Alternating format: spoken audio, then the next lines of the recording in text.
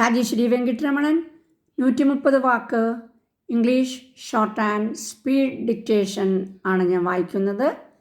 കഴിഞ്ഞ ഡിക്റ്റേഷനെല്ലാം നിങ്ങൾ നല്ലവണ്ണം 4-5 പ്രാവശ്യമെങ്കിലും ചുരുങ്ങിയത് പ്രാക്ടീസ് ചെയ്യണം. ഇംഗ്ലീഷിലേക്ക് ട്രാൻസ്ലേറ്റ് ചെയ്യണം. Okay. I invite your attention to the fundamental problems before the country like unemployment and poverty. It is time that you should rather think of this instead of indulging in petty problems such as the communal question which affects a handful of people and has nothing to do with the masses. Political freedom and brave tackling of the economic issues can settle these problems, and inevitably political freedom takes the first place.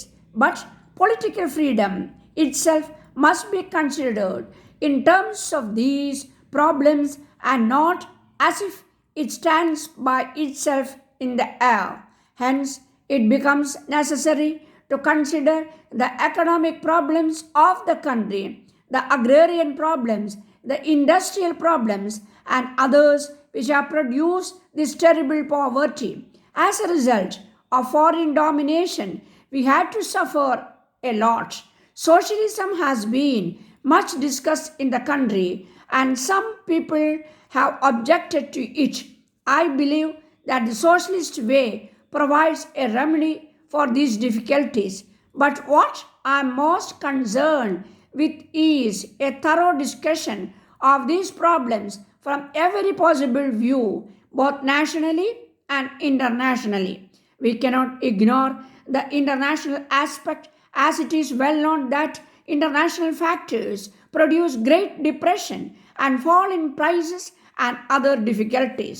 Let those who do not believe in socialism produce well thought out schemes of solving these problems, and we shall consider them and decide democratically what is the best for us all. The discussion is good and helps in educating the masses and making them feel that their troubles are essential parts of the national movement. It helps also in clarifying our own minds and gives us a better perspective of what is happening and what we are aiming at. I am glad that this organization has undertaken to draw up an agrarian program after full discussion with the people really affected by the present problems. But we must always remember that the primary and essential job before us is to obtain political freedom, and we must all join hands and forces to gain this. It is essential that the organization will take part in the elections. It will do so, I'm sure, with success. It will not go to voters as a beggar for votes for individuals on their supposed merits, but as the standard bearer of India's flag of freedom, asking all those who believe in independence to stand in his ranks and support it.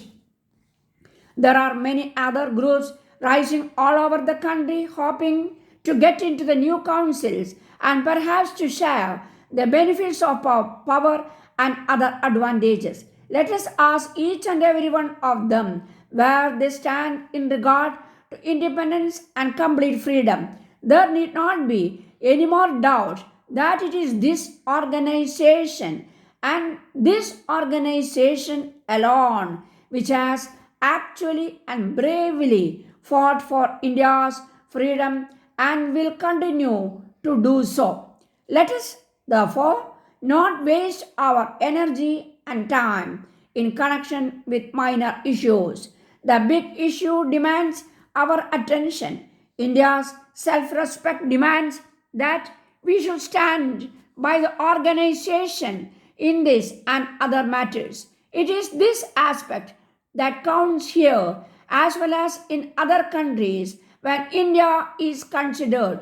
It must be remembered that we are going to the new council not to fight each other and not to get petty benefits out of them. Dear Mr. John, thank you for your letter and your invitation. My wife's condition continues to be grave, and it is difficult to say how matters will shape themselves in future.